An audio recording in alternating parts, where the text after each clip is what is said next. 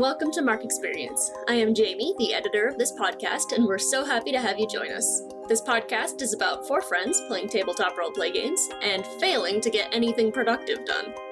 Not included in this podcast is our first campaign, Camping with Cryptids, which was hosted by Rowan. So if you want to go watch that, head over to our YouTube channel, MXP Crew. Thanks for watching, and have fun.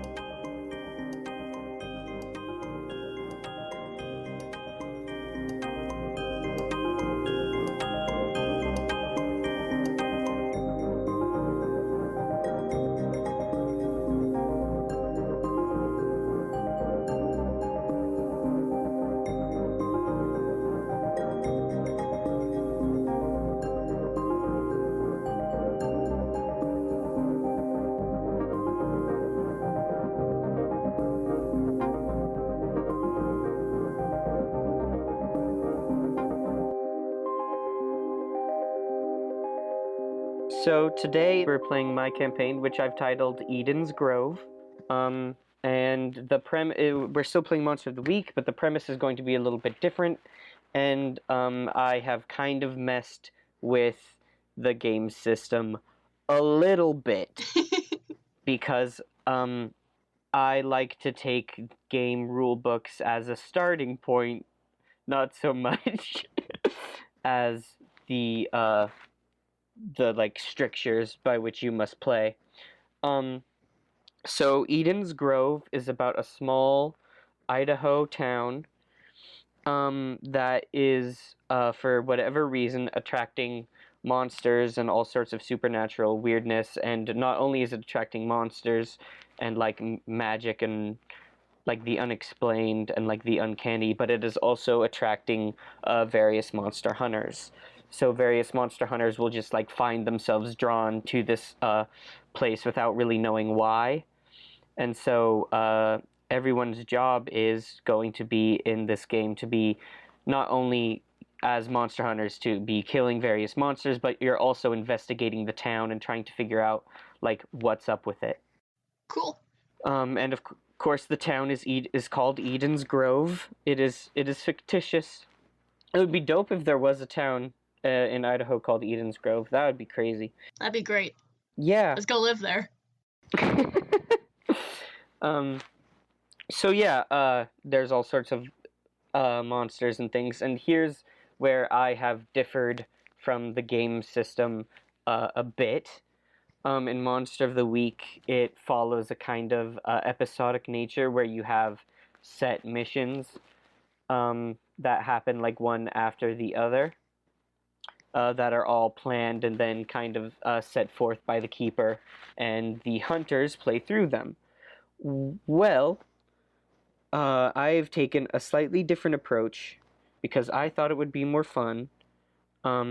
So Eden's Grove is going to be open world, and what I have done is I have filled the town with various mysteries, and depending on where you go and who you talk to, you will start different mysteries. So I don't even know what monster or mystery you will be dealing with today.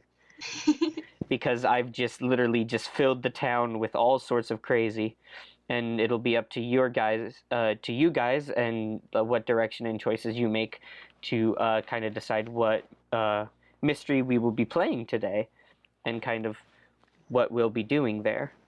I'm very excited to play this. Thank you. It sounds great, yeah. Yeah. Yeah, Riley's been telling me every once in a while about some of the stuff that he's been working on, but I've been pitching some stuff at her. Yeah, he's been mentioning stuff, and I don't know where anything is or what we're gonna do with them, but he's been mentioning things that are in it, and I'm very excited to meet it. I'm really bad at not spoiling my own stuff. So, Jamie, would you like to introduce your character? Okay. I am playing Sheena. She is a Jorogumo who was originally a witch with a pet spider.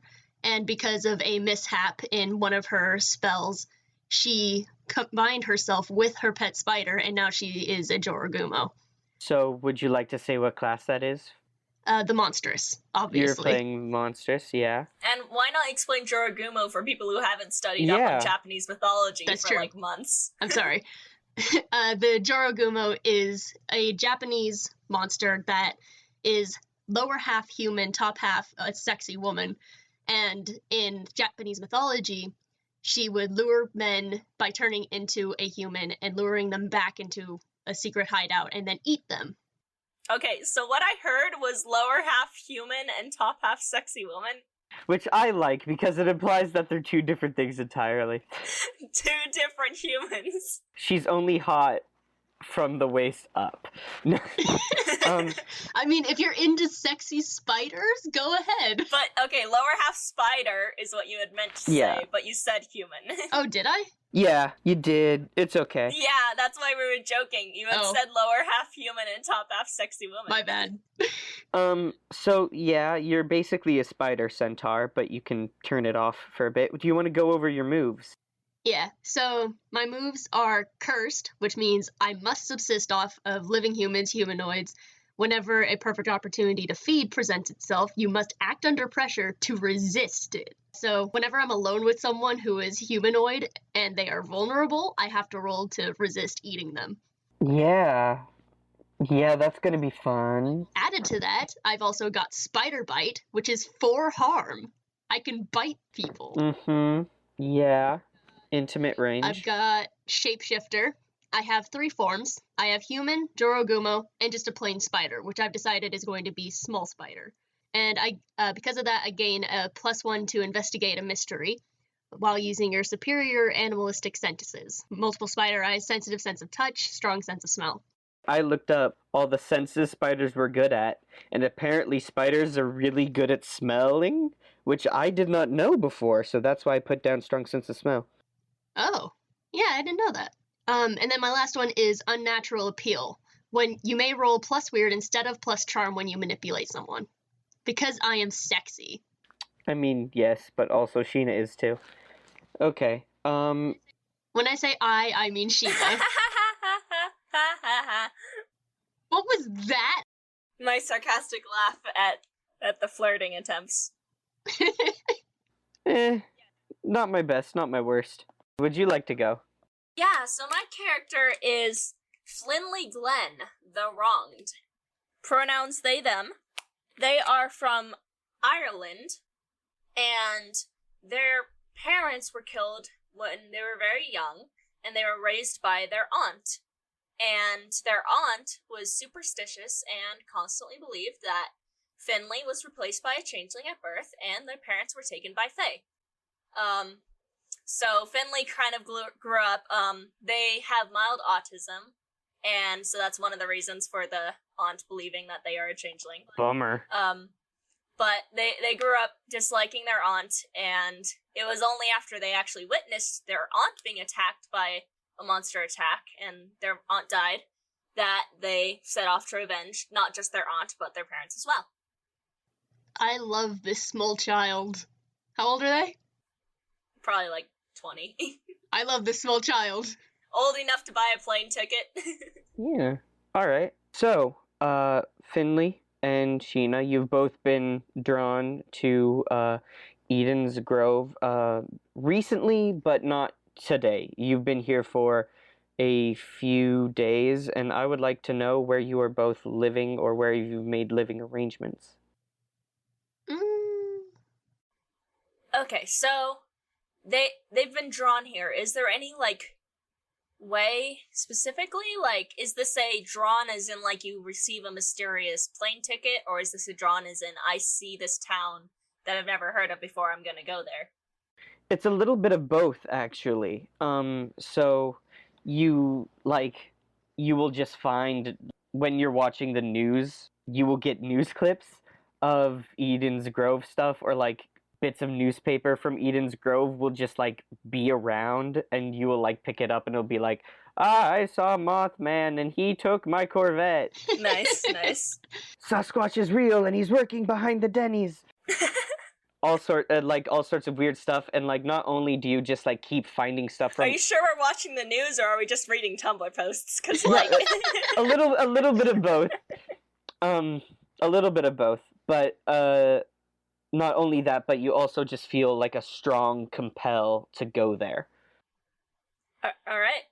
Like you just feel like in your head that, like, that's the place you need to be. So I'm gonna say that Finley has gone to America maybe to make money as she researches on, or as they research on how to avenge their family, because my idea is that they grew up in the plains of Ireland, so there's no cities and nowhere they could actually get a foothold in. So they went to America to kind of start themselves off. So that's how they eventually got drawn to the city or the town. Yeah, and also to be fair, this stuff happens globally. I think you have actually you've run into other hunters at this point. You met someone that was using Van Helsing as a code name, and they were like, "Oh no, yeah, I found a newspaper from this town in Europe, and I followed it here." And you've met all sorts of people people wander in and out of the woods all the time. You are not the only hunters here by any means. There's a lot of, well, when I say a lot, I mean maybe around 10 to 20 at any given time. People will just wander into the woods and not ever be seen again. And sometimes people you've never seen before will wander out of the woods and be like, "Ah, yeah, I was trying to freaking find Puck." And I shot him with my crossbow, but he got away anyway. And all sorts of weird stuff like that. Do we get to meet Puck? I mean, maybe. Hell yeah. It's up to you if you go to the right area. We gotta find Puck. Yeah. So I'd just like to describe the town a little bit to you guys. It's uncomfortable here. The shadows are a little bit too full. At night, the streets are a little too empty. People just go into the woods and you never see them again, or at least you haven't yet. The citizens all seem kind of to be ignoring it for some reason. They complain a lot about the raccoon problem. And there's no raccoon problem. The greatest scapegoat when it comes to random monsters. Yeah. So, yeah, there's all sorts of stuff. And I would like to say for brevity that Sheena and Finley, you two have kind of paired together temporarily, as hunters in this area are wont to do, to share notes and compare what you know, and work together to find certain prey or bring it down. We probably had a moment where I tried to eat Finley. I was gonna say, could we have a kind of Airbnb situation going on here? What?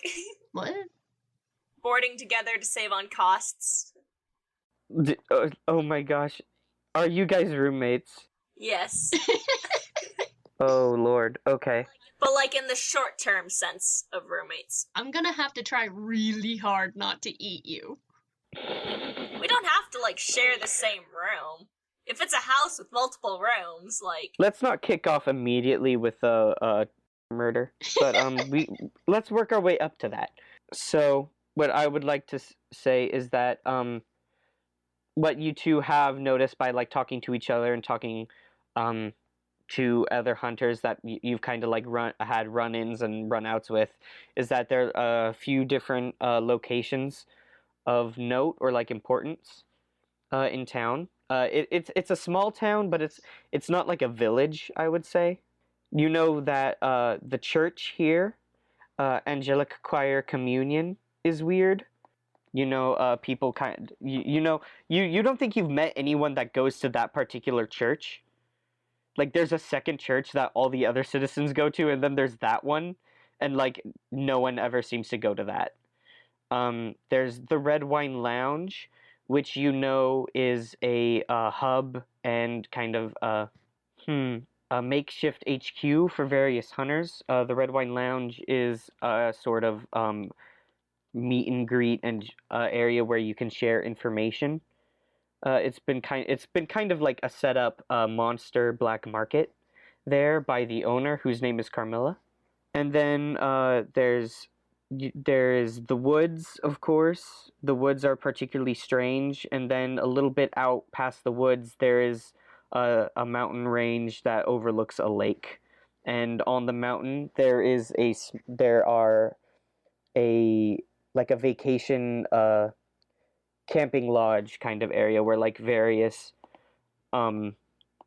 timeshare lodges and cabins have been set up on that mountain. So those are some areas of note. So I think we should probably go to the Hunter Lounge first. Yeah, I think that would be a good spot to just drop in. Get some information. Get some more information on the various places. Yeah. Mm-hmm.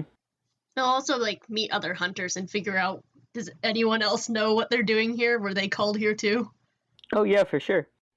Well, I think we've already heard a little bit about that. Yeah. This is that's all kind of the information you have gathered. You said we've been here a while. What was the length of time again? I'd say maybe 2 weeks. 2 weeks? About 2 weeks. Oh, okay. Yeah. So my idea is Finley is trying to actually find a job in this town. One, to actually kind of support this whole hunting thing. And two, to kind of be like, secret identity.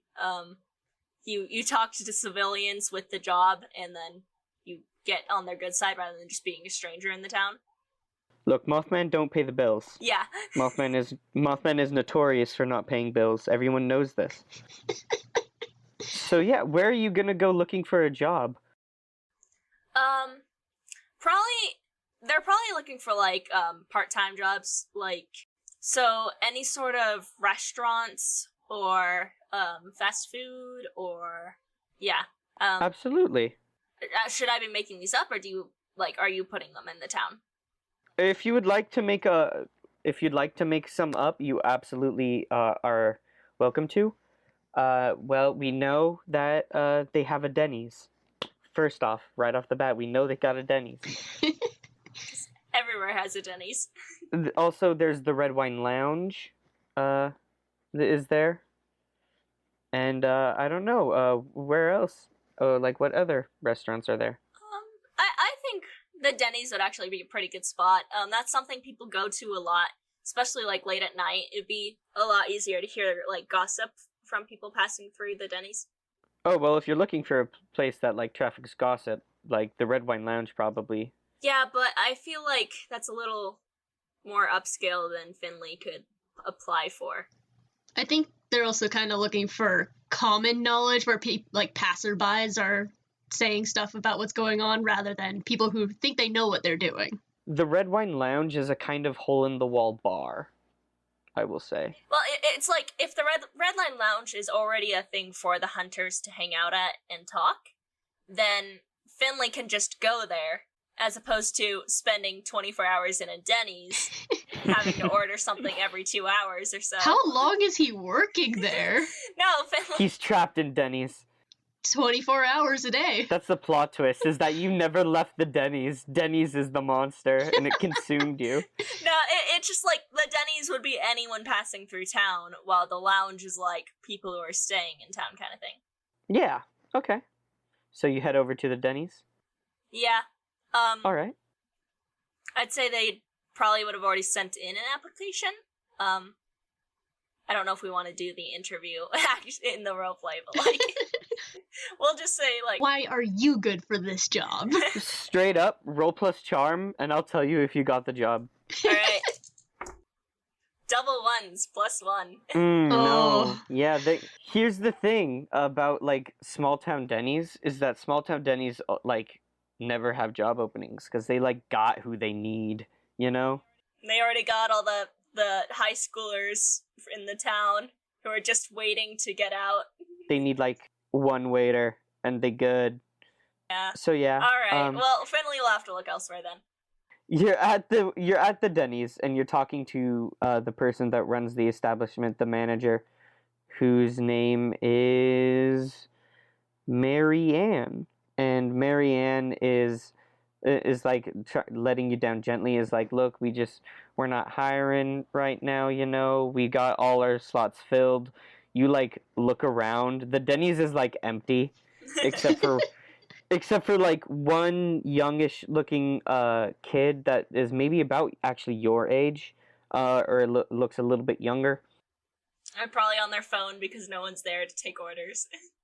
Yeah, I was just about to say, like, he's got his phone in one hand and and is with the other, like, half-mindedly cleaning a table that, like, isn't dirty. Finley's just like, all right, I get it. You know anywhere else maybe that you could recommend me to, or anyone else hiring in town?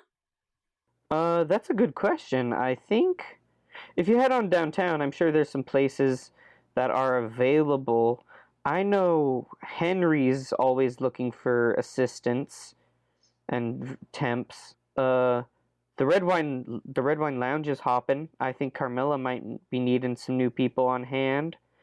And I think that the lodges actually don't have enough caretakers lately. I think you could probably maybe throw in an application there to be part of the clean up and maintenance crew. All right. So, Finley's probably gonna head back to the lounge then, if not to, like, actually apply, but just because the morning's like, oh, didn't get the interview, it's wasted. Hey, Finley, where's your accent?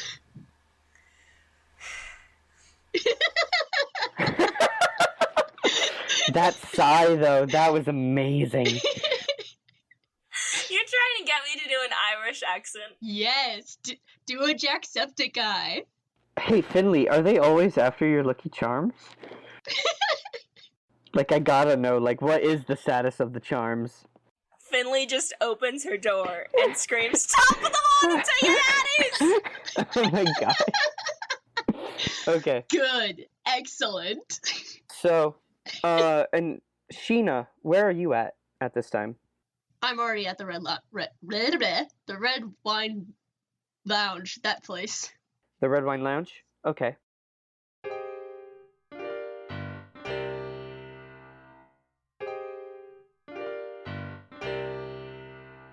So the Red Wine Lounge is, like I said, a kind of like a hole-in-the-wall, like, it's not quite a dive bar, because it's the only bar in town, really. There's maybe, like, 2 or 3, at the, like, 3's maybe pushing it. But, they went for a kind of rustic vibe, and you're not sure if this was, like, a chosen aesthetic, or if just, like, part of being a bar in a small town. So, like, the lights in here seem dim, but that's just because there's like red covers on the chandeliers, so it's got like a lower red lighting. It's not particularly big in here. I would say it's probably smaller than your average fast food restaurant, but not that much smaller. There are a few round tables set up every once in a while, and there are like drapes, nice drapes over the windows, but besides that, everything has a kind of rustic wood look, lots of oak aesthetics. It's like if somebody took red wine a little too literally. Yeah. And there's some people that are like sitting at the tables. You see the bartender, Carmilla. She's behind the counter, and you see she is helping herself to kind of her own product. She's just like taking like a swig of some dark red liquid, and is like lounging about, like clearly is not interested in anything that is going on. In terms of patrons, you see who to be the sheriff, a kind of older, well, no, not older, I'd say middle-aged woman. She's of Hispanic descent, but is not pure Hispanic, so it's kind of mixed. And she is, you see she's in her casual gear. She's like in jeans and flannel right now, and she's at a table and she's drinking, and it looks like she's doing a Sudoku puzzle. And across the room, you see another gentleman who you think is roughly 8 feet tall and about just as wide. He's massive. And you see this man is sitting on like a tiny stool, but you think he's mostly standing for fear of breaking it. And he has squeezed himself into a nice suit that is just threatening to like shred at any second. It is not his size, and it's not like a good tight on him. It's like a bad tight. Like, he looks very uncomfortable, and he's got a kind of big, thick, shaggy, dark brown beard and like thick, long brown hair. He looks kind of like if Hagrid was jacked and then put on like a James Bond suit. Nice. And you see he has a mug of beer, and he is going over a map. Okay. I think I'm just gonna go order a cocktail. Coffee? Cocktail. Cocktail, okay. I am classy. Of course. So you walk up to Carmilla. She's behind the bar. She is a tall, very statuesque, like classically beautiful woman with long red hair that is kind of like done in ringlets. What is a rivulet? And she is wearing like a loose tank top and black pants, and she kind of looks at you for a bit and goes like, I don't think we have that here. What are you talking about? It's a bar. You can order anything from those. She looks behind her at the various like alcohols and wines and beers and all sorts of stuff, and she just like, yeah, we don't. You don't have bourbon cocktails? She looks dead at a bourbon bottle and goes like, no, yeah, we're like all out actually. It's crazy. All this business, this really is more to do with kind of my desire to not do things. And like that's where she stops talking and she goes back to drinking. I just stare at her. I'm just gonna stare at her for a really long time and contemplate eating her. She narrows her eyes at you and she's like, look, if you want to drink that badly, like, you can make your own. Like, I'm not gonna stop you. I may want it, but Sheena doesn't know how to make one. She just grabs the bourbon bottle and drinks it. You see like Carmilla pull out her phone and go like, oh no, they stole the bourbon. Oh no. And she's like not paying attention to you at all anymore. Well, fuck her too. Alright, Yeah, that's all I got. I'm pissed now. Sheena's mad. does Finley come in at any point? Yeah, Finley probably walks in around this time and sees Sheena kind of like storm off from the counter with a bottle of bourbon. Finley goes up and is like, hey, can I get a bottle of ale? Carmilla's like, oh no, we're out. Finley just reaches across and puts down however much money the bottle would cost. She's like, she gets you the bottle of ale and she like puts it down and just like takes the money. She doesn't even put it in the register. She just puts it in her pocket. Wow. Well, Finley's like, thanks, and walks away, fully knowing that they are below the drinking age in America, even though they are drinking age in Ireland. Yeah. Carmilla doesn't care. Yep. And they go over to, Jamie, I forgot the name. Sheena. They go over to Sheena because they are roommates. Oh my god. I forgot they were roommates. Yeah, I'd say the way I'm thinking is they aren't roommates. They're like, since they're boarding at the same house kind of deal, because maybe someone's renting a few rooms. You're across the hall from each other. Yeah. Probably, yeah. Okay. Probably because it was cheaper to have two people sign up for both the rooms rather than the person running it worry about trying to find another person. Yeah. Yeah. So, Finley. Yeah? How'd the interview go? Not great. I didn't get my cocktail. Yeah, screw you too. You just like hear from like across the room. I look down and I'm just like, well, that's just as good. It's a plain bourbon in a bottle. I'd chug it. Finley starts chugging too, and I'm like, oh, it's a problem. We're just both chugging. The huge man, the jacked Hagrid in the suit, like raises his like mug of beer to you two approvingly and like nods. Who runs this place? Maybe I should go and try and replace her. Or maybe Finley. Maybe you could try and replace her. You want a job?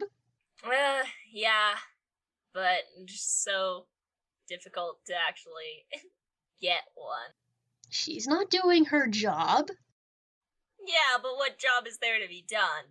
Make drinks. She's basically a vending machine. Yeah. Rude. And that is Carmilla. You hear Carmilla go, rude. Finley's like, I went up, handed you money, and grabbed what I wanted. She That like is a vending machine. she just slowly raises her like glass of wine to like her lips and just like narrows her eyes at you and just like quietly drinks. Finley's like, we could just replace her with a vending machine and we get more attention. I agree. Let's petition to replace her with a vending machine. I want one of those fancy one that mixes all the drinks for you. Ooh, that would be nice. Let's not find the manager. Where's the manager? That's a good question. You could ask Carmilla. She's not gonna answer. You don't know. You don't know her life. I'm done with talking to Carmilla. Yeah, we're done with Carmilla. Finley's done with socializing. Once you have that bad moment in the morning of your Yeah. day, they're just like, alright, time to do nothing or sleep or... Well, you have that other woman in one side of the room, and then you have the large gentleman in the suit on the other, if you'd like to speak to them. Alright, well, Sheena wants to socialize, so she goes over to the big man in the corner.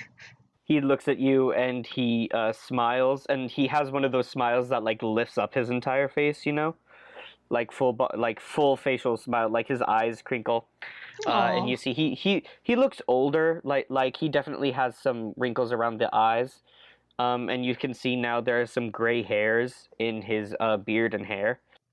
So how's that beer coming? He's like, it's fantastic. I made it myself. Yeah, And you hear Carmilla go, you sure did, buddy. I made this bourbon myself. Just grabbed it from behind the corner.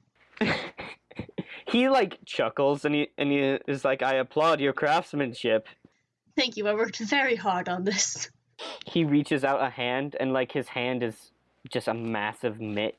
Just like it's huge. And he says, I don't think I've had the pleasure. Sheena shakes his hand. She's like, my name's Sheena. Hercules. Hercules, huh? Is that an Wow. alias or your actual name? It's more of a taken name. Okay. It's a very cool name. He like looks at you and winks and he goes, birth name was Heracles. Oh. I see. And like he like chuckles to himself some more and like you get the idea that he thinks he's hilarious. Sheena just sips from the bourbon.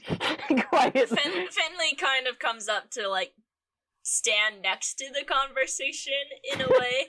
Because they try Orbit. to socialize, but they aren't great at it. So, like, Hey, Finley, meet Hercules. they kind of wave and they're like, so anything new lately? In the sense of, you know, our hunting? He goes, yes, actually. And he lays down a map of the woods, and you see he has circled several areas and then drawn lines between them, seemingly at random. And he goes, and he points at one in particular, and he goes, you see this? You see this circle? You see how it's about a few miles west out of town? Mhm. Yes. And then he follows the line over to the other circle, and he goes, it is not. It is actually here. Oh. Okay. And he like he continues to point at the various circles and at the various lines and basically explain that it seems like the forest moves, or at least that walking through the forest does not traverse in the same way that normal physics would generally have you. He goes like, I walked about 5 minutes out of I took a 5-minute hike past this point, and he points at an area on the map, and he goes, it was about here, and he points a little bit further. He's like, that I fought a large bear. And then, after fighting the bear, I turned left. And after about half an hour of traveling left, and he follows his finger a little bit to a circle, and you see that circle has a line connecting it to an area of town that's like on the opposite side. And he goes, I ended up on this side of town. Huh. That's interesting. There's a couple things that could probably be different gravitational anomalies, maybe a portal of some kind that's just wide enough to not notice where it starts and ends. Could also just be magic. He nods and goes, but that doesn't explain the bear. Was it not a normal bear? It's a forest. It was a very large bear. So not normal-sized bear. He does like the kid, like he extends his arms like it was this big. Finley kind of like looks him over and then like raises an eyebrow and is like, are you sure the bear didn't think you were a bear? He's like, it certainly did when I was finished with it, and then he like laughs again, and like slams his hand against his knee, and like you can hear like the strain on the suit, like it's about to like just like tear in like 8 different places at any given moment. Oh, buddy. Like you just hear like a high-pitched whimper from the suit, pretty much. This man is adorable. And Finley's just like, well, so we should probably check out the places on the map. Mind if I take a picture of this? And he goes, you can take it, I have another. That's perfect. Why do you have 2 maps with the same exact markings on it? He laughs and he goes, I don't have 2 maps. I have several. And like pulls out just like a bunch of like maps, and they're like not folded. He's just like crumbled them up and like shoved them into like his bag, and he just like piles them on the table. And you see like similar circles and lines on all of them, but they never match. Oh. Finley notices that and is like, so what's with the other maps then? He looks at them and goes, I think this one was from last week. I forgot to date it. And this one, and he picks up another one that's like smaller, and you see he's like scrawled them on like the side of like a travel brochure. Like, you know how some travel brochures will have a very small like overhead map of the area? Yeah. You see, he has used one of those as a map, as an actual map, and is kind of like scrawled on like tiny circles and lines. And he goes, and this one was also last week, I'm certain of it. Okay, well, I take those 2 so we can have, like, multiple to cross-reference with. Finley takes out their phone and just takes a photo of all of them and hands the map back to the guy. He's like, thank you. You didn't need to do that, but I appreciate keeping my property. I was born with a very good sense of direction. I mean, you gotta if the forest keeps changing. And he's like, north is that way. And he points in a direction, and you don't know if that's north or not. I don't know. Pulls out iPhone, opens up compass. Is it? Yeah, it's north. Alright. Way to freaking check his homework out of nowhere. Okay, well, it's been a pleasure meeting you. Thank you so much for the maps. It was a pleasure to meet you too, tiny people. Everyone's tiny to you. And he laughs and like slaps his knee again. He just goes, you're right, you're all so very small. As they walk away, Finley's just like, I swear he's half giant. You like look over at Carmilla, and she's like laid her head down on the counter and is like also has her phone like propped up like in front of her and is like pressing buttons but like lazily with a pinky finger. I don't like this woman. Well, Finley's like already mapping out on Google Maps where they're gonna go. Sheena's looking over her shoulder. She's like, so what's the verdict? Finley like swipes around on the screen, like between the different areas that Hercules said that things were swapping, and they're just like, from what I can tell, we just walk around until we find the new area that moves us to the other spot. Alright, let's go do that then. That's a stupid plan. Carmilla just, like, yells it from across the bar. Well, you're not coming, so shut up. I wasn't invited! Finley's making a list of things that they think they'll need. Like, you know those, little colorful ties that you put on trees and stuff in the forest? Yeah. They're thinking some of those to make sure that they've actually moved. Normal hiking gear as well. And with the strips, we can, like, see if we can backtrack and see if, like, they moved, or if it goes the same way and somehow it takes us back to the same place. Yep. Finley's very meticulous about, like, how they go out on missions. Yeah, it's been also 2 weeks, so I'd say you probably have that stuff already. Yeah. Actually, one of my signature weapon is specialist weapons, basically. Fantastic. What are they specialized for, though? You have to pick.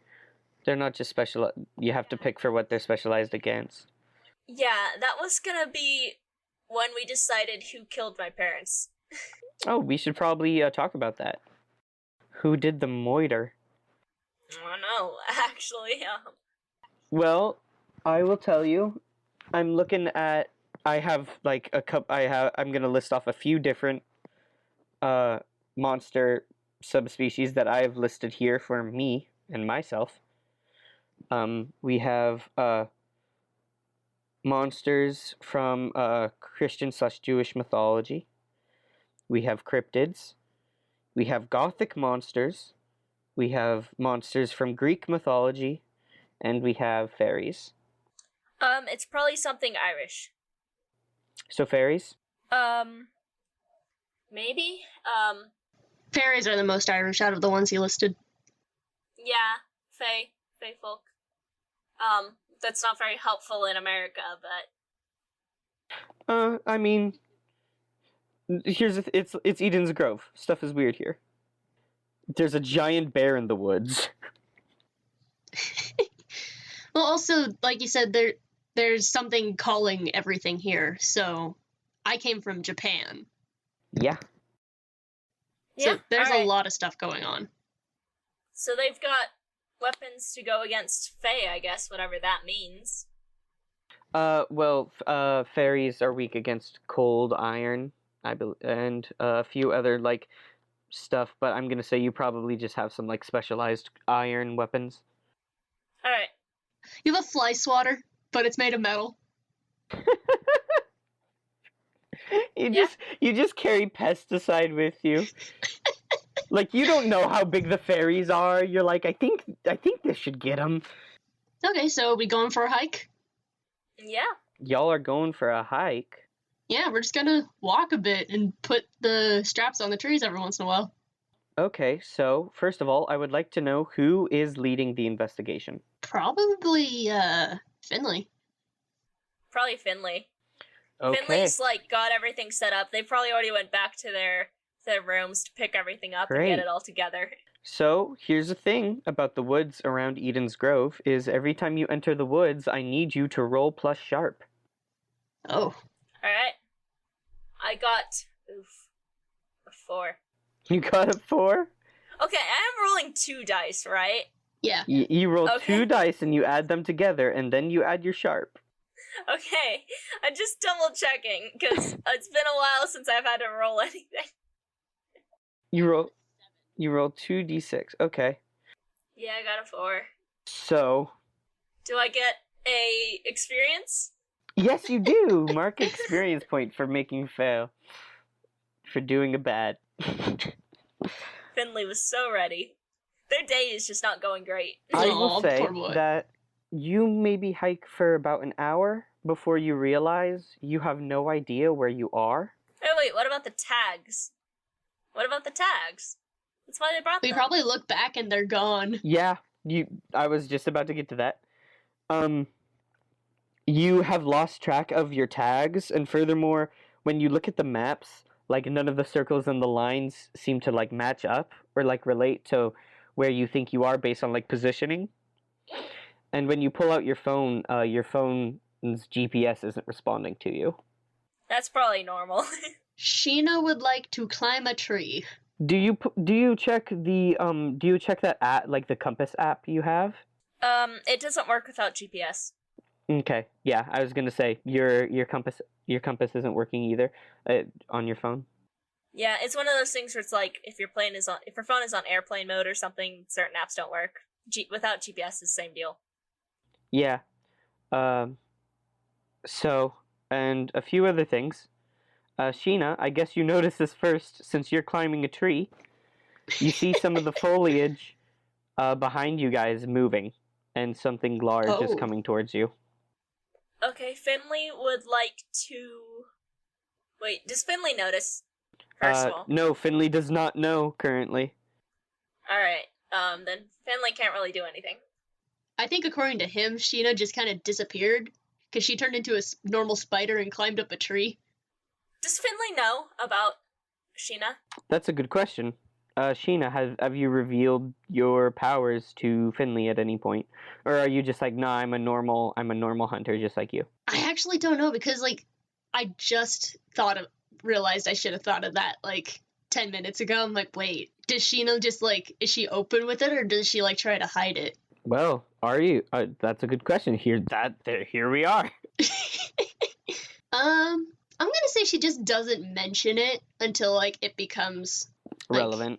Relevant, yeah. Okay. So, Finley, I would say this has probably come up before. Maybe it was a case of hey, you're gonna be watching me, make sure I don't kill the people who own this house. Yeah. Yeah. Okay, so Finley knows, so if Sheena disappears... Sheena's a spider right now. Finley can generally guess that, but... So, I mean, Finley knows that Sheena's doing something, but Finley still hasn't seen the plants, maybe? Yeah. Okay. They're a little bit off from where they're not right on you yet. So you Finley maybe is beginning to hear some stuff like branches and bushes being moved around by something moving. But but the only one that has an eye on the situation is Sheena. All right. So I think Finley would like to read a bad situation. Go for it, thug. Because they're at least getting tipped off to the fact that they don't know where they are, so... Yeah, for sure. And with that, I have a 6. Mm-hmm. I mark another experience, at least. Yay! Finley will be leveled up by the end of this episode. Finley's learning a lot today. He doesn't know how to read a map. Yeah. Poor boy. Child. Sweet boy. Nondescript gender person. Sweet nondescript child. Oh, yeah. I mean, Riley and I just kind of say boy to everything.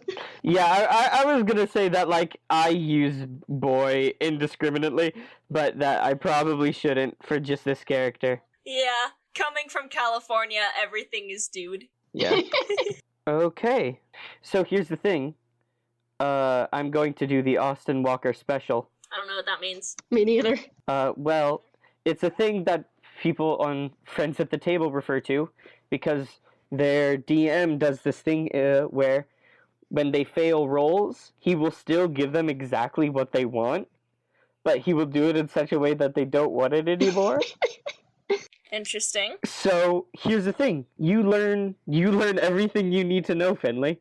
You know exactly what's happening, because it's right on top of you, and you get a very good look at it as it bears down on you, it's right there. Okay, what is It's inches from your face. And I did say bear down, and I realize now that is a pun, because you have run into the large bear that Hercules was talking about earlier. Alright. So, you're looking at this thing, and it is definitely a massive bear. And another thing is weird, that it has joints. Joints? It's jointed.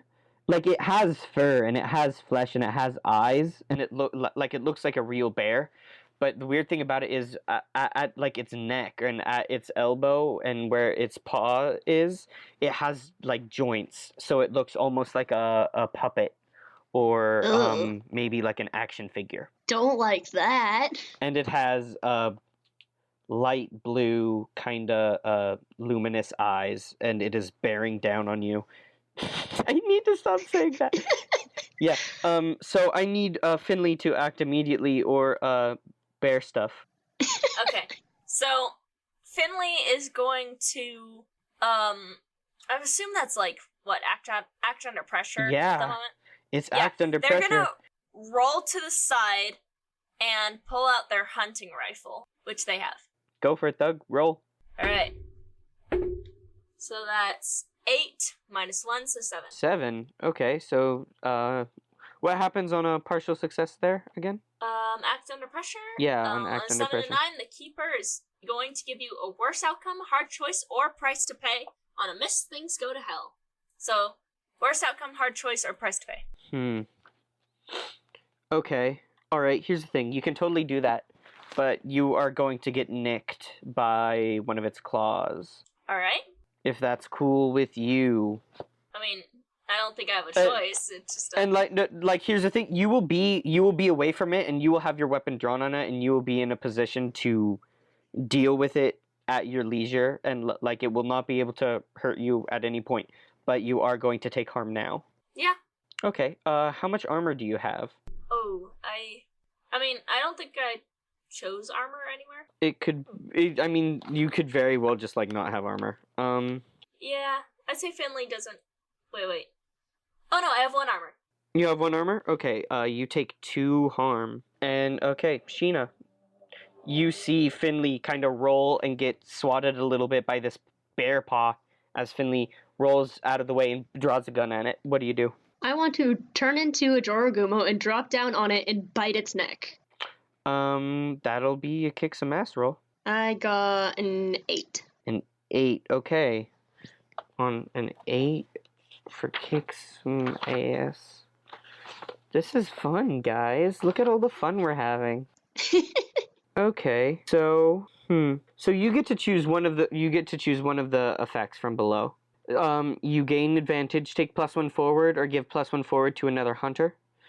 You inflict terrible harm.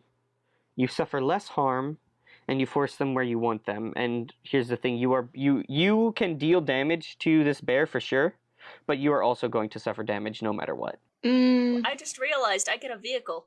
Oh, yeah, a thing to talk about later. Yeah. I guess take less harm? Since I know Okay. I'm gonna give it harm. Which is 4. So, yeah, you drop down on it and you just sink your teeth into its neck. Do you have, like, spider mandibles hidden inside your mouth? Yes. Oh, that's awesome. So you just drop down and you sink your teeth in, and you do a good hurt. And no one can take that from you, you know? Like, for sure, you did a good hurt. I got good bites. You got fantastic bites, and everyone is so proud of you and your various bites. And then it grabs you and flings you off. And you smack into a tree, and you're going to take 2... no, you're going to take 1 harm. Okay. And it roars at you menacingly, and as it does, you see blue embers kind of emit from its mouth as it just gives this unearthly scream at you. I hiss back at it. Okay. Finley. Okay, so, I guess Finley could probably do, like... Is it going for... Sheena? Sheena right now? Sheena has definitely drawn all of its attention. Okay. Then I'm gonna have Finley use, protect someone on Sheena. Okay. Like, for the next time that the beast attacks. How do you do that? So, Finley goes over and, in the small amount of time, positions herself, or themselves in such a way that they can point the shotgun straight at the beast and kind of, like, push it away if it charges. Yeah, fair. Because they have not loaded the shotgun yet. Do you want to roll that? Yeah. That's 8. That's an 8. Okay. Would you like to tell me what happens when you get a partial success? On any success, i.e. 7 or more, you protect them okay, but you'll suffer some or all of the harm they were going to get. Okay. Yeah, for sure. For sure. We're all very proud of you. The bear, like, as you get between, when you get between this weird bear and and Sheena, the bear just, like, its jaw unhinges, and it makes, like, the creepy, like, loose creak that a loose wooden puppet mouth makes. Like, the jaw is no longer, like, firmly tightened, so it just dangles open, and it, like, makes a really awful sound when it, like, drops down. Yeah. Yeah. I can imagine that. We've all seen those nutcrackers. It makes that sound, and then, like, a light blue kind of ghostly fire erupts from its mouth, and you are going to take 2 harm. Wait, yeah, 2 harm, and then you got armor, so you can subtract that. Alright.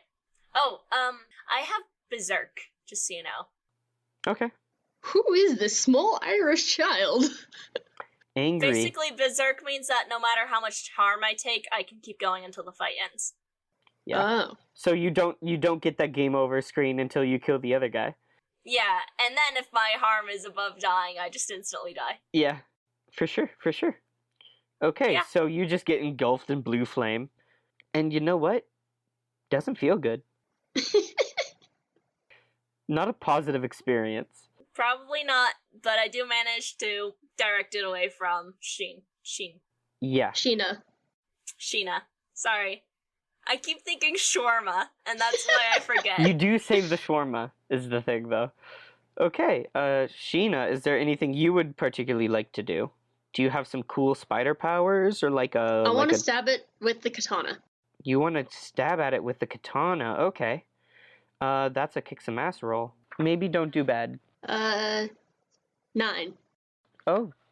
That's a partial success. That's not bad. Okay. So you get to choose one of the below. Do extra damage. Oh, wait. No, sorry. I read that wrong. Yeah, I thought you deal damage and you get to choose 2 of below on a 10 plus. You know, But I just scrolled to it, and yeah, I'm that's looking on at a it 10 now. plus, you get to choose those. You choose 1, and on a 7, you just deal harm. Okay. Yeah. So, how much harm does your katana do? 2. Okay, describe to me your good cut. Okay, after Finley leads it away, I'm going to leap at it and dig into it with my claws and stab it from behind into the back. Okay. Yeah, I mean, the bear isn't happy with it. Like, the bear is I'm gonna, like, see if I can hang on. The bear is unamused, and the bear is going to turn into fog, actually.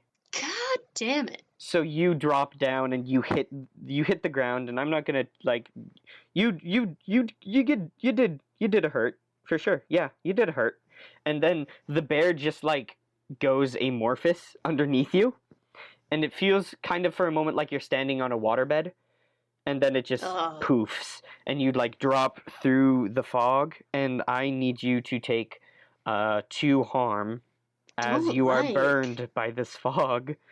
Fine, then. Alright. Finley gets up and they're like, well, he was right about the bear. It's not a good bear. It's a bad bear. Could have been a little more descriptive, though. Would have been nice to know. Yeah, I was just thinking a really big bear. I mean, it is a really big bear. No. And now it's a really big fog cloud that is maybe bear adjacent. Is it still here? Is it still, like, fightable? Like, you are all standing in, like, the fog. Like, you are surrounded by fog now. Okay. It made it sound like it had left when it turned into fog. Yeah, no, it turned into fog, and now the fog is everywhere. No. Okay, Sheena's gonna jump out of the fog. Okay, act under pressure. And, give me some flavor. Give me some words. Are you scuttling with your... Sheena tries to leap back, and she trips over herself and falls onto her back, and she's probably prone now. I rolled a 4. Delicious. Mark experience. Mark that XP. Thank you.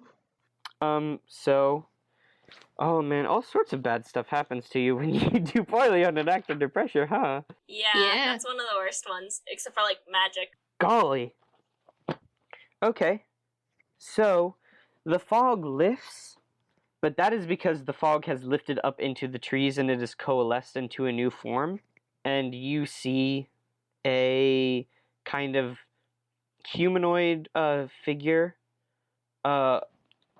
with long, kind of spindly legs and similarly long and spindly arms. It is dressed in a trench coat. Slenderman. And I was just thinking that. no, it is actually portly, and it has a kind of rotund, kind of not bear shaped. It's no longer bear shaped, pear shaped torso, and it is wearing what looks to be like Victorian garments underneath the trench coat. And it looks at you, and it has it has like, its face is very simplistic, like it has like a puppet face. I think the closest metaphor that would maybe spring to Finley and Sheena's minds is like a Jack in the Box. Yeah. And it is wearing a top hat at a kind of jaunty angle, and coming out of the top hat are two little red devil horns. And it drops down then from the thing, and it lands on you, and it is going to deal 4 harm. Oh, good. It just and it's on top of you now, Sheena. Wow. It just drops on you. Well, I'm at max 8 hurt. You're at max hurt? Max hurt? Max hurt? Yeah. You're already at 7? That's no good. Okay. So, yeah. Hey, friend. Wow. Hey, friend, you're unconscious. Finley.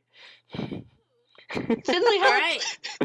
You Wait, maybe. how did you get so much harm? I got What hit. I happened? got hit for 1, then I got hit for 2, and then I got hit for 4. Oh, I see, the 4. I didn't realize that. I had something that could have helped for that. Oh, yeah? No, hey, yeah, tell me. I have never again. Tell me all about it. In combat, you may choose to protect someone without rolling as if you had rolled a 10, but you may not choose to suffer little harm. You want to do that? You want to save Sheena from a... Please. Yes, because I can keep fighting even if I'm at max. Okay, so you're gonna take that 4 harm instead. Yeah, retcon.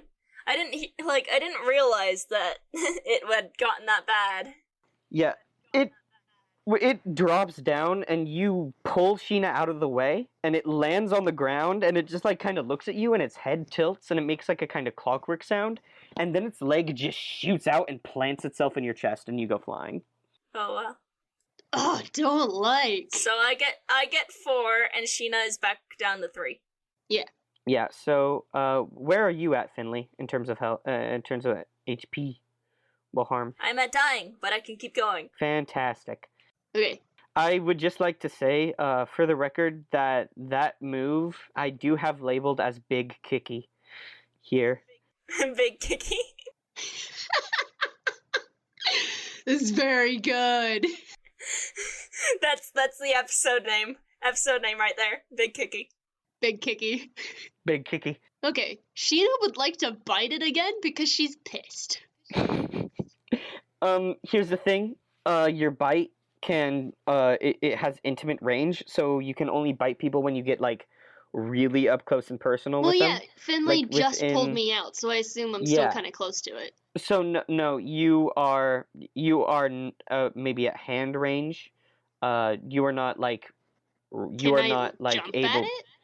You can, but it's going to like to get close enough without being hit. That is going to be an act under pressure. Oh, okay. You can swing your sword at it for sure, but your bite has intimate range, so I'm not just gonna let you like, oh, I can just sink my teeth into whatever. Like, Okay. intimate. I'm gonna use my Intimate is katana within then. hand range, so you have to be like hugging a person. It's that moment where like the vampire is holding the person and then sinks their teeth into the neck.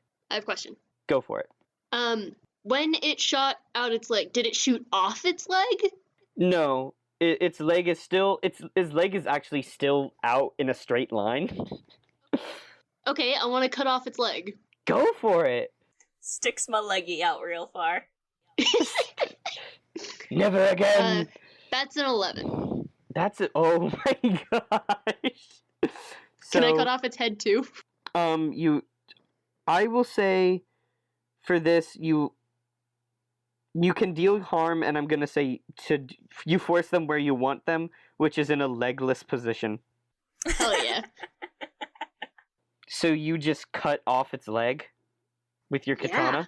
You just I just swing down at it. Yeah, you just sever the leg, and it turns and just stares at you, and then it slaps you. Slappy. And I want It's you. big slappy. I want you to take 2 harm. 1-800, are you slapping? 1-800 are you slap? And yes, they are.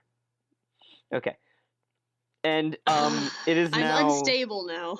Now that it has slapped you, it is actually going to hop away on its one leg, and it is kind of making weird, jittery, inhuman movements as it hops away. As it runs away, I would like to shoot it with my shotgun. Wait, real quick, how much harm does your sword do against Sheena? 2. 2? Okay. And how much harm does your hunting rifle do, Finley? 2 as well. Just for kicks. Okay, roll kick some ass, please. Alright. I got 6. Oh, Oof. Finley. Okay. Just... Oh, Finley, I trusted you. I don't know how to rectify this because it's running away, and you should get her. Oh. Shotgun backfires? Yeah. How about your rifle? I mean, can I really checkmark more than dying though? Are you at dying? Yeah. Wow. Okay. Finley's just gone. No. Yeah. Finley's going to disintegrate. You know what? I'm gonna be nice because it was running away. I will say that the bullet just misses, and you miss this opportunity, and it leaps up into the air, and it vanishes into the tops of the trees. It easily clears 10 feet on the one leg. Instantly, I collapse. Yeah. Alright, well, I carry you back to town, I guess, or try to. Because I don't know where we're going. Probably a little easier with you as a spider lady. It could probably make most of that trip as a spider. So here's the thing, you're not dead yet, is what I will tell you. I am dying. You are dying.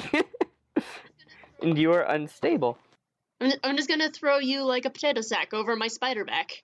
Uh-huh. So, Sheena, I would like you to roll plus sharp because the woods are weird. I'm completely lost. Don't know where I'm going. Where are you? What'd you roll? 4. Okay, mark another experience point. Guys! Hey, I rolled some good stuff. The roll of the dice are not helpful today. No. Oof. Guys. Okay. So that was a total miss. Okay. Yeah. So you are lost still. Finley is still dying. You have no idea where you are. It's starting to get dark, and you can hear something following you. Wait, no. I kind of already pulled that trick before. You see it this time. You see a hand that has been stitched together from various pieces, like it's a patchwork hand, and where the wrist leads to the arm, you see there's just been an attached. How do I describe this? A gear-looking plate has just been put over it with a single human eye in the middle, and you see that. You see that in the trees, just following you, and it's walking on fingers. It's doing the finger walk thing. So this is a Legend of Zelda dungeon. Low key, yeah. It's a human-sized hand. Okay.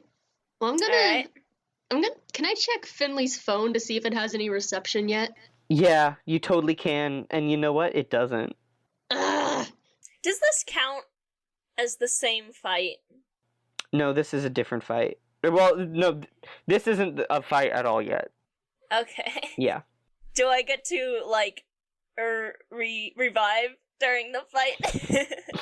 This isn't a fight, I would say, and you were just dying and unstable. Yeah. So I'm gonna say, like, maybe you can, like, come to and talk a little bit, but you are in no shape to make actions. I'm gonna climb a tree again and just kind of see it. Well, I figure I can just like hold them with my arms, and like my legs will climb.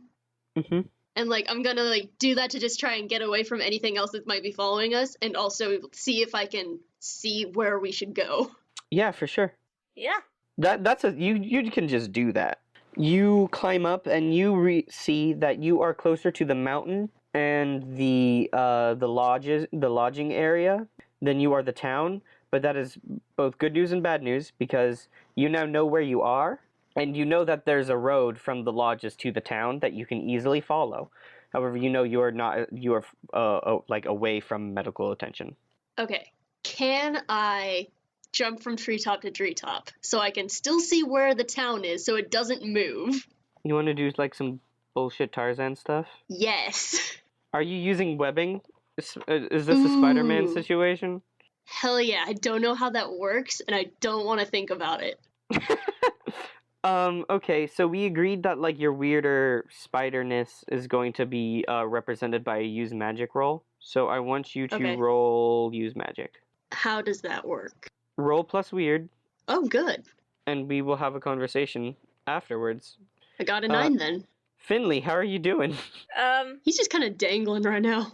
Yeah, I'd say if Finley does wake up, it's probably so awful that the most they can do is focus on breathing with crushed ribs. Oof, yeah.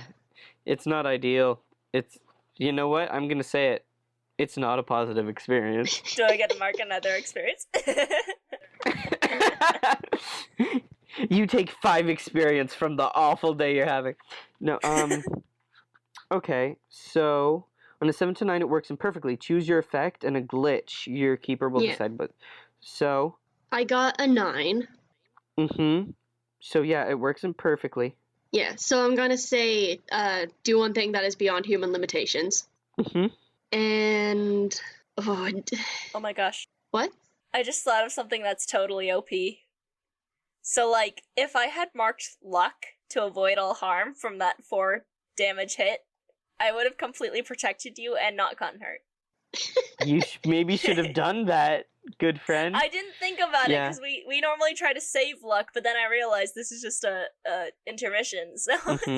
I mean, we might do more with this, like, later when yours is done. We're playing this 2 weeks in a row, aren't we? Yeah. But, like, what? Am I gonna use up all 7 luck You're gonna in blow 2 through all weeks? that would be amazing. Nah, the dying's more interesting. Okay, so what is your what is the glitch with the webbing? Oh, I guess effect is weakened because I still have 3 harm. Okay, so the way I will Or problematic side effect. I will represent okay, no, yeah, problematic side effect, and the way I will represent this is, you know, you are alone with Finley. And Finley is, like, in no state to fight back, is the thing. And, like, they're looking pretty tasty. Oh, Oh gosh. Like, they're looking, I'm already all tenderized. buddy, I'm sorry. Alright, do I have to roll cool? I want you to roll, I want you to roll plus cool. Jamie, if you fail, you had better use a luck. I'm so sorry. What did you get? Got a 6. Alright. Okay, so you can spend a luck point to succeed if you want. On not eating me, or I could spend a luck hurt on not getting hurt, but like... To not eat your good friend Finley. My good roommate. Your good pal. Wait, but at this point, if I suffer any damage, is it really making it worse? Yeah. Yeah, that puts you from dying to dead. Because I already have over 7. So, like... Fine, I'll use luck. I won't eat my good roommate and pal. Can you just, like, get out of there in some way? Because I'd really like this character to continue. Oh yeah, for sure. You can spend a luck to get out, and I will say that with that, you do make it to the lodges. Should I say that I spend 1 luck because I pretty much died? No, you're not dying. You're not dead yet. You're just dying, I will say. I'm at 9. You're at 9? Yeah. What? Because didn't I get more harm? For when? I don't know. It was just like you were talking about. You took the 4 harm, and that's it. Yeah, you Okay. haven't been hurt since you were kicked in the I chest. thought you were talking about I would be getting more harm from something. Yeah. That was like more than. No, that if I ate you, you would get more harm. Yeah, you're like when Okay. suffering. No, earlier, before then. Oh, Like, when you were on running the tree and you were trying to shoot the gun, we were trying to decide if you got hurt Yeah. or not. We decided no. Yeah, no, because they were Alright, running away. So I am just at 7. Yeah. Okay, lovely. You're just at dying. It's fine. Everything's good. Yeah, like don't even worry about it. So I just feel bad for making Jamie spend a luck point. no, it's fine. It's okay. I get them to a hospital. Okay, so you make it to the lodges and you immediately put away your weird spider legs. And Yeah. do you like hide the katana? What do you do? How do you approach that? I think we agreed that I'm wearing a dress that I like tuck the katana under. Yeah, okay. You have like a thigh strap for it? Yeah. Okay. Okay, and you pull them into the lodges, and do you just like yell like help, help, 911, 911? Like, No. It's a vicious bear attack. how do you approach this? I throw them on the table and say, "Hey, my friend needs help." Very casually. Okay, you see this gentleman who is sitting, who was sitting at the table before you ruined his day. And he is. Hey, all of our days are being ruined. I mean, there's blood on my red dress now. Yeah, Well, that's why you wear red. he is a red-headed individual. He is currently shirtless, and he is wearing swim trunks, and he has been sipping lemonade, and then you just throw this person down on his table, and he just like stares for a moment and goes like, "Oh," and like gets up and is like, "We should like call a hospital." Jeez. I took him to a hospital. Yeah, okay. Good call. You called 911? No, I thought I already took him to a hospital. We only just got out to the lodges. Okay, well, You can't carry me down the road from the lodges. That's probably like a mile. Yeah. oh, okay. I would maybe like, if you do that, I would like you to roll to like a help, or I would maybe have Finley roll act under Oh, pressure good. to not die. I got an 11. Plus what?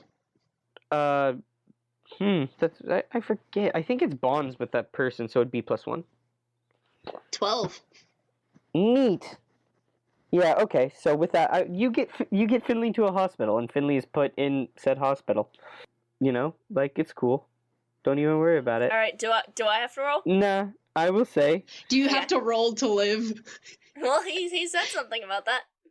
yeah, but that was before that very good roll, and the fact that one of you had to roll, and Jamie rolled for you. So you are at a hospital, and you are no longer dying.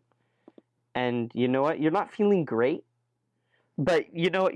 On second thought, you don't think that your ribs were maybe that crushed. I think I also need some help because I'm at 5. Oh yeah, that's right. You're You're unstable. unstable. You also need medical attention. So you just are both like in hospital beds, like, and there's just teams of nurses rushing around and helping and like looking after you, and they are like losing their minds. There's bandages are being brought in. They're like talking to you, like trying to figure out what happened, and then everything kind of stops, and they're just frozen in place. Oh. And you see Hercules walk into the room. Hi, friend. That was not a bear. He goes, "So that went pretty poorly, I'm guessing." Does it look like it went well? I don't know. I haven't seen the other guy. I don't know their max HP, so I don't know either.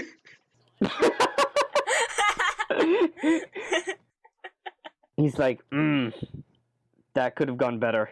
Finley just turns over and is like, that was the worst. And he like scratches his chin thoughtfully.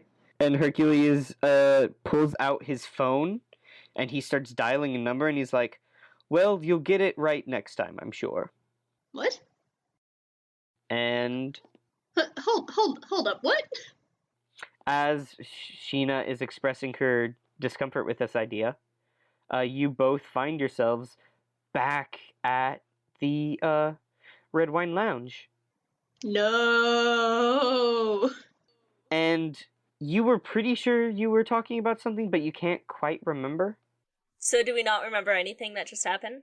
Wait, do we like have our bourbon back and whatever, or? You have a weird sense of deja vu. And you're like, what were we? Right. And Hercules is in front of you, and he is, like, pointing at the various maps, and he's like, you can take whatever you need. Dang. Okay. Don't like. But we can't express that in character because our characters don't know. No, that was out of character. Yeah. You have the feeling that something is off, but you do not know what. So I'm assuming we have all our HP back. Yeah. Yeah. Harsh. Sorry about your luck, Jamie. The luck does stay the same, though. How Yeah, I figured. dare. That's normally the case. That's the thing that carries over. Yeah. Mm-hmm. Oh man, that'd be actually really cool if we end up using most of our luck in this constant loop, because that's, like, the reason to have a loop like this. Hey Finley, why don't you take pictures of all these maps? Finley kind of, like, wakes themselves up and they're like, oh, right, yeah, that's a good idea. And they take all the photos. So you see Hercules is, like, leaning on the table, and he has his arms crossed in front of him, and he's staring at you two intently, and you notice that he has kind of golden brown eyes, and they're narrowed thoughtfully, and he goes, so you're planning on heading off into the woods, then? Yeah, I think so. Just gotta check things out. Maybe, we have to get ready first, gotta get some supplies.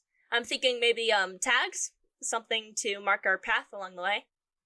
That Yeah. could be helpful. He strokes his chin thoughtfully, and shrugs, and takes a swig of beer. Finley kind of is like, so, do you often map the area? Hercules is like, when I have the time. I don't make it out as often as I would like. I am here on business. What kind of business? Other than, the hunting. Or is it the hunting? Family business. Alright. Finley knows not to press. I assume some God of War stuff that going on. Nothing so edgy. That's good to hear. Just keeping an eye on a nephew. Finley nods. This is way out of their, social comfort zone. Their comfort zone. They're like, I'm sorry I asked. Oh, gosh. It's way too much information about your family. I need to go. Well, see you later then, I guess. Yeah, Finley goes as well. Neat. So, you head on out. Do you head to the woods? No, they head back to their house to pick up the supplies. Yeah, And for then sure, we go to for the sure. woods. And then you go to the woods. Also, Finley has a vehicle. Yeah, do you want to take your vehicle this time? Yeah, let's take the vehicle. Yes. What kind of vehicle do you have, friend?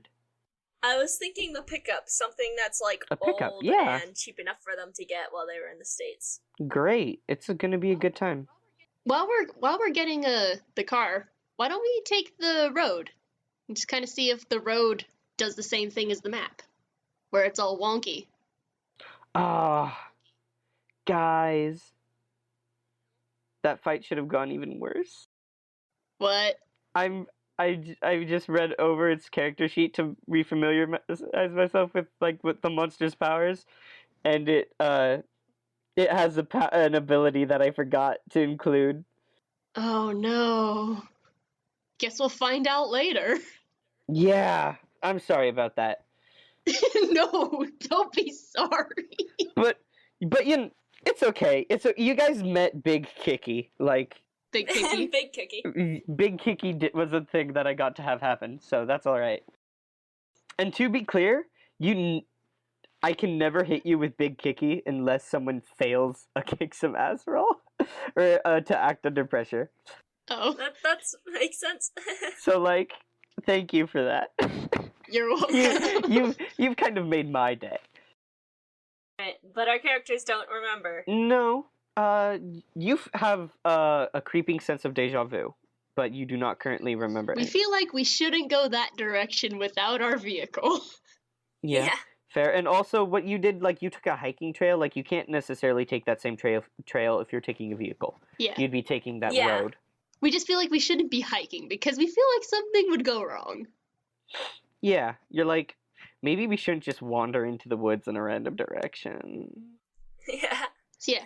I'd say we probably even drive up the road to the lodges, because that kind of goes through the forest, because the lodges are a little way in.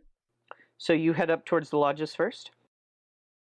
Yeah, All right. probably another part of that deja vu.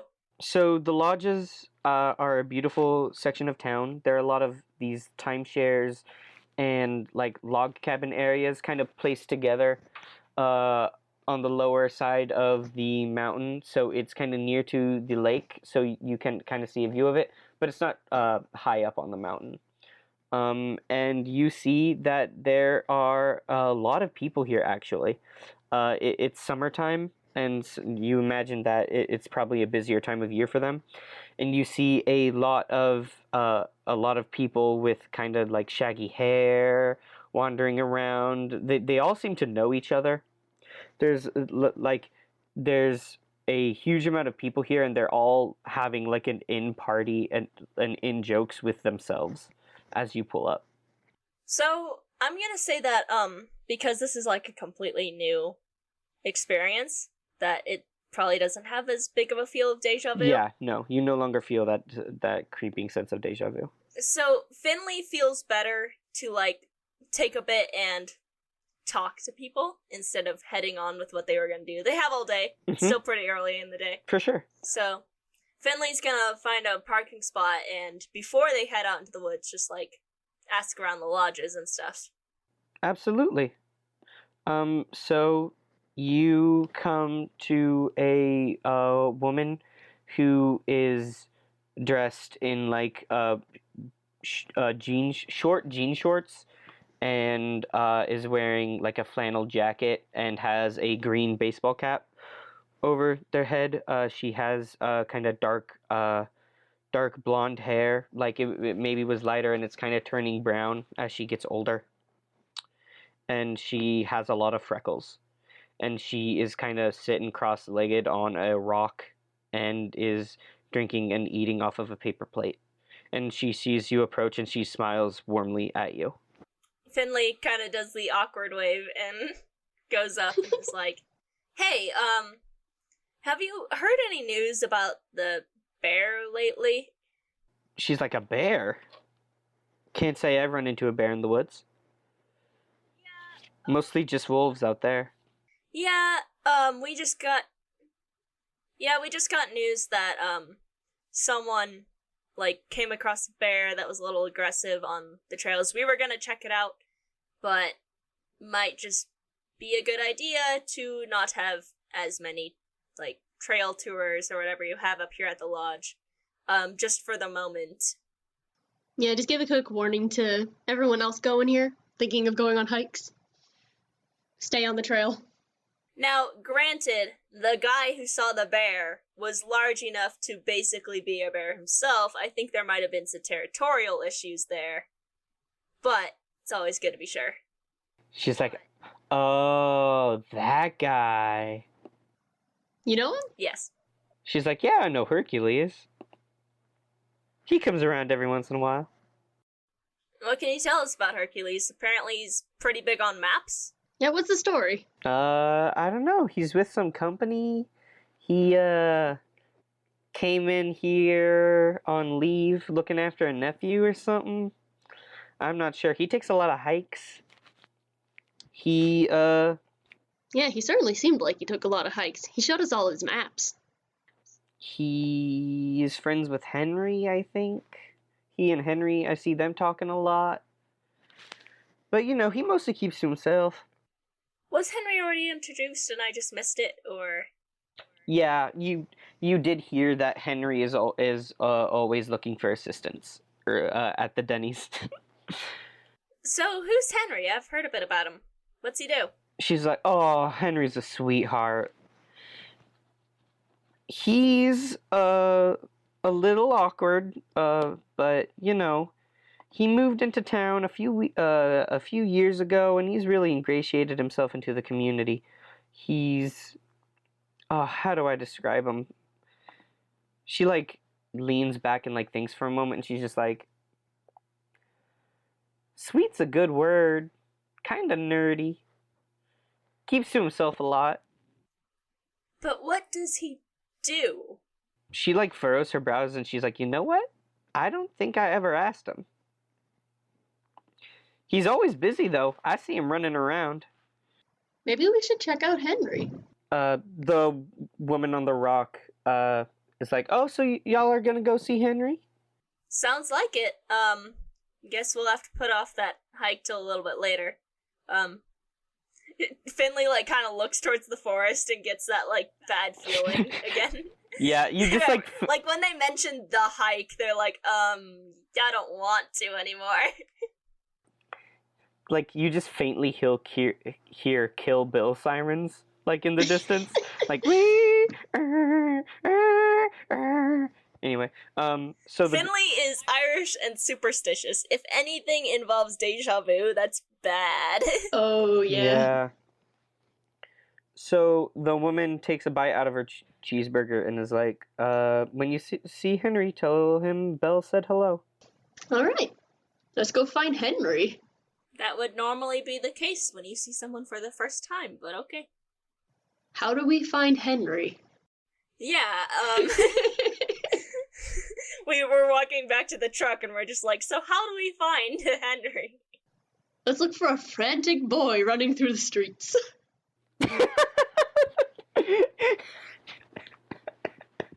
You just set up camp in a bush somewhere? We have binoculars and we're just looking around, watching everyone. Well, we could check around town. He's got to stop by places eventually. People probably have seen him. Yeah. I mean, I doubt he comes up all the way to the lodge that often, but anywhere in town where he's, like, walking by, someone's gonna be like, oh yeah, I just saw him 15 minutes ago. If he runs around that much. Let's just go back to that lady and just, hey, where's Henry? So, a thing that Belle would have told you is that he has set up shop in downtown Eden's Grove. Oh, well, that's helpful. Yeah, Good to know, Belle. Let's go to downtown Eden's Grove. There you go. That place specifically. Amazing. So y'all head on down to y'all head on down to downtown Eden's Grove, and what you eventually find is that there's like a small office building, kind of. It looks like not really an office building. It looks like a section in like a strip mall that was never bought and filled in, and you see it has been kind of like at like whatever it was supposed to be, it has been bought by Henry, and he has kind of set up shop inside of this building, and it's nicely furnished. You see inside there's a couple of bookshelves stationed, and a few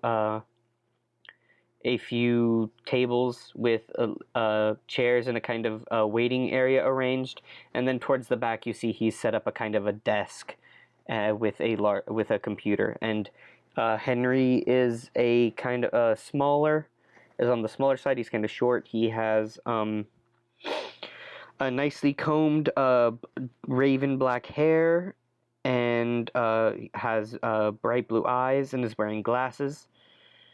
And he is dressed in a polo and khaki shorts, and he is typing on his computer inside of this building. So Finley kind of just comes in and is like, I heard you were looking for assistance? Henry looks up and smiles at the two of you and goes, I'm always looking for assistance. Hi, I'm Henry. Nice to meet you. And he extends a hand and shakes yours, and he goes, well, if you would like, I could kind of go over what I do here. But I'm sure if you are asking for an assistant position, you already have some idea.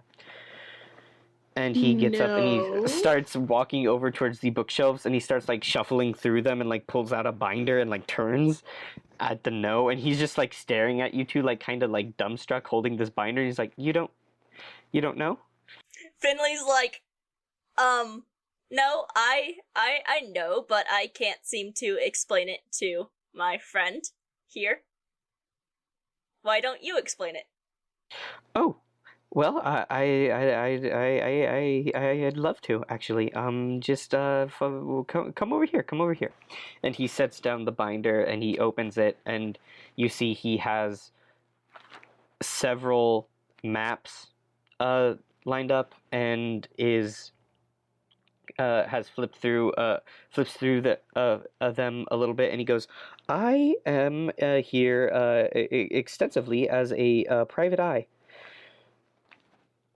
and I have been kind of investigating the town a little bit, and writing down just what people tell me, and what I notice.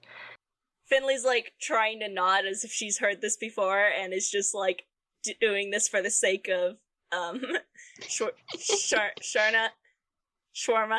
Shawarma. Sheena. Sheena's just like doing the big fluttery eyes, just like, yes, please tell me more. He blushes. He's like, well, you know, my work and my brother keep me pretty busy. I mostly take notes and make graphs. I make a lot of graphs. And he flips through the binder a little bit more, and he's just has graphs and pie charts, and Sheena slides a little bit closer to look at them. He slides it a little bit closer to you, and at the same in the same movement slides himself away. So it's almost as if like the effort of pushing the binder has kind of repelled him. And he goes, what you be doing is extensively collecting information for me, and creating the graphs and notes, and helping share this information so that I can keep more documentation, and hopefully this will help me find what I'm looking for and who I'm looking for. And if you'd like, I can offer to pay you. And he kind of starts rambling a bit more about the various duties and things that he'd be needing you to do while he flips through the binder. And it's a poorly organized binder, not gonna lie. Finley's like, question, Henry, do you happen to have an uncle named Hercules?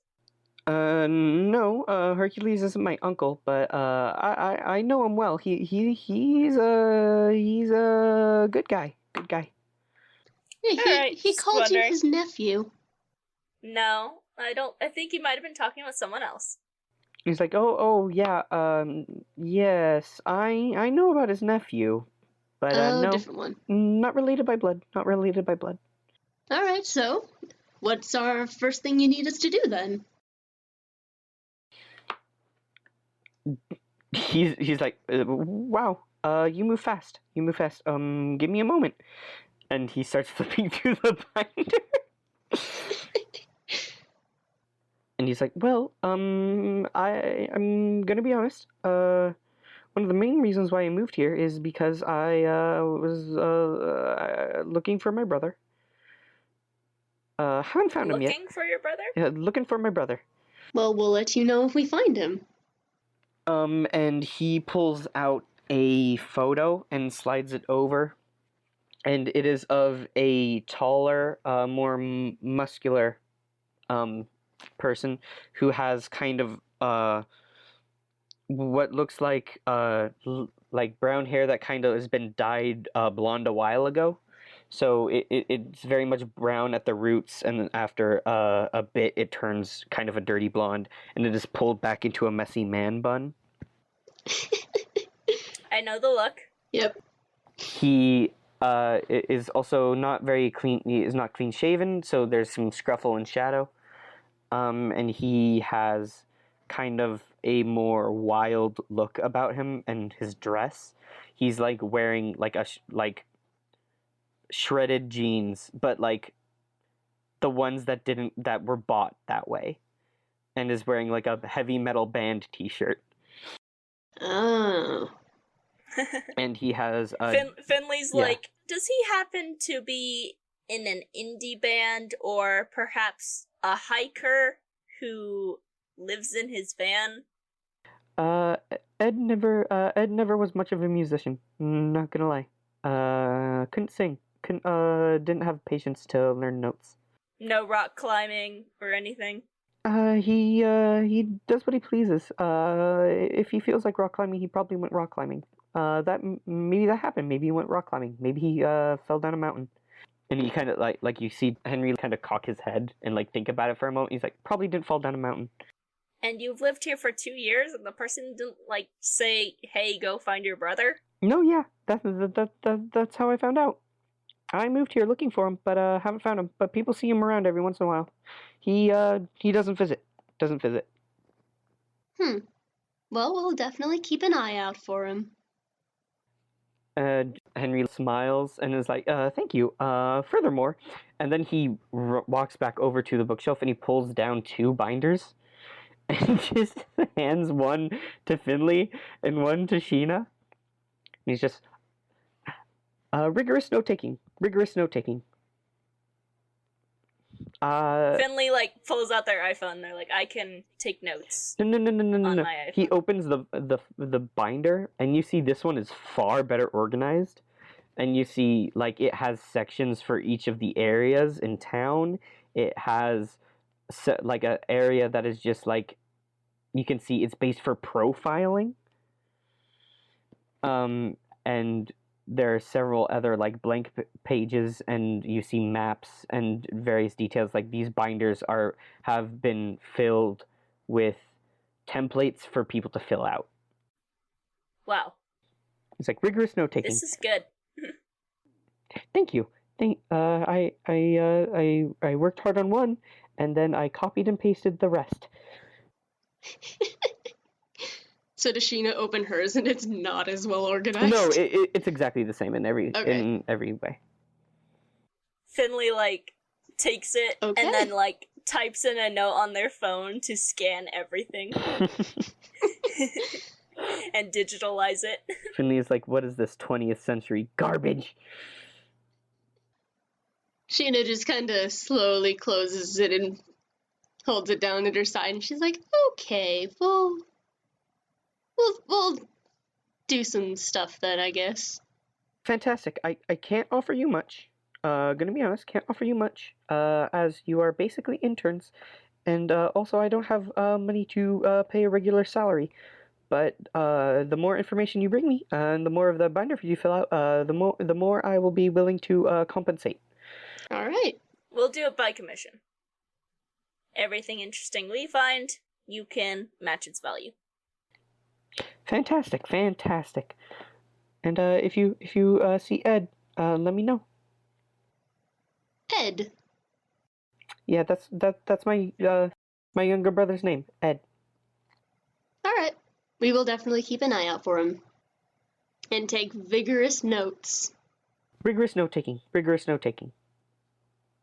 And he like taps his forehead, like he like does the thing where people like tap their temple to like show like thinking, like the thinking symbol. He just taps his temple and is like, yeah. And he walks back around to the other side of the desk. Small boy. Finley like waits until they get outside and is like, so he doesn't actually do anything. Oh. As far as you know, he did have his own binder. Yeah, I feel like he didn't tell us everything. So he said he was a detective, but the only thing he said he was looking for was his brother, so... Yeah, I feel like he's doing a bit more than just that. I don't see why we can't just force his brother to meet up with him. Well, first we gotta find his brother. Oh, we could just get the sheriff to arrest him or something. He seems like a delinquent.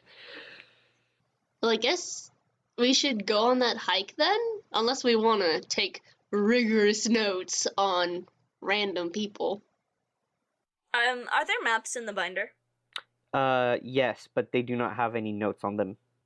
You think that Hercules probably got a lot of his notes from Henry?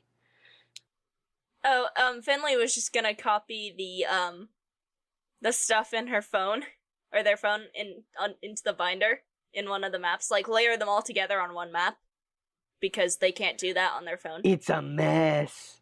It is probably a total mess, but it's just like It's like more red ink than it is map at this point. And they fake some, like, comments next to it that say, like, brother avoiding Henry, ?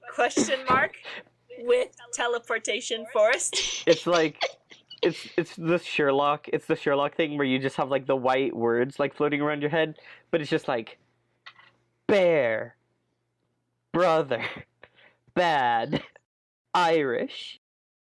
No, Finley's reasoning is they're gonna write this in because it's kind of that thing where you BS half of your homework because you don't know if you'll have the time to actually finish it later. Yeah. Oh yeah. So you do all the easiest things. It's like that. Mm-hmm. Finley's just writing everything they have currently, even if it doesn't relate, just in case they don't find much later. Great. Yeah. Alright, and Sheena just writes some stuff about some of the people that they've met. Like, probably some of the people that are housing with them where they live. Belle, and... Does Hercules get a page? Yeah, Hercules gets a page. Oh yeah, Sheena's probably much better at the personal stuff. Y'all didn't say Belle said hi. Oh no! If this were the sprawl, I would advance a clock so hard. Y'all screwed up! We're already further ahead. We probably walked away. I can't just stick my head in and be like, Belle says hi! Yeah, no, it's too By the late. way, I totally thought about it, but I couldn't remember the name, so I didn't bring it up. Oh. And that's exactly what Finley would have done. They're like, someone wanted us to say hi, but I don't remember who, so I'm not gonna mention it. Don't you worry about it, yeah. Okay. Well, now Sheena feels bad. Sheena feels bad, and Finley's just like, well, I avoided it anyways. Mm-hmm. Sheena's probably doing all the personal stuff, because Finley just doesn't like people. Alright. So Finley's, like, writing all the info in the journal, while Sheena's getting all the, like, people data. This is all very good. So what's the plan? Well, I suppose we should maybe just check out the trails. And Finley, like, groans at that idea, because, again, the deja vu every time they say that. Let's follow the road and see if it does the same thing as the forest. Sounds like a plan.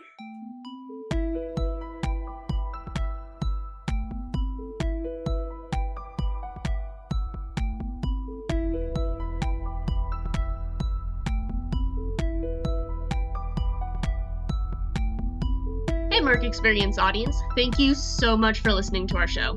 I am happy to announce that we've started a Ko-fi account while we're working on making a Patreon. So if you would like to support our work, head over to ko-fi.com/Jamie Remy.